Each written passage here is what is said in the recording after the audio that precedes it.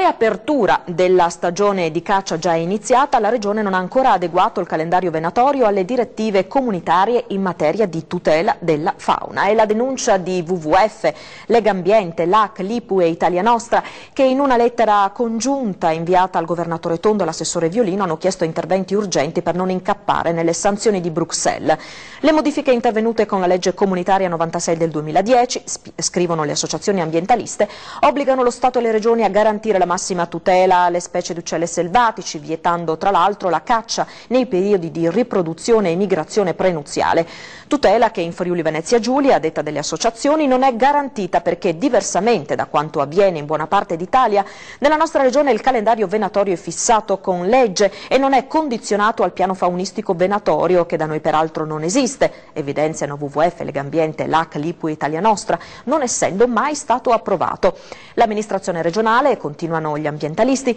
non si è adeguata alle modifiche imposte dalla legge comunitaria, non ha programmato il prelievo con il piano faunistico regionale e con i piani venatori distrettuali, non ha accertato che l'attività venatoria rispetti i principi della saggia utilizzazione. Per tutti questi motivi le associazioni chiedono di modificare con urgenza la legge 24 del 96, adeguando il calendario venatorio alle indicazioni comunitarie e di avviare subito le procedure per un decreto di limitazione della caccia, oltre che per verificare che la caccia rispetti i principi di una saggia utilizzazione e di una regolazione ecologicamente equilibrata delle specie di uccelli interessate.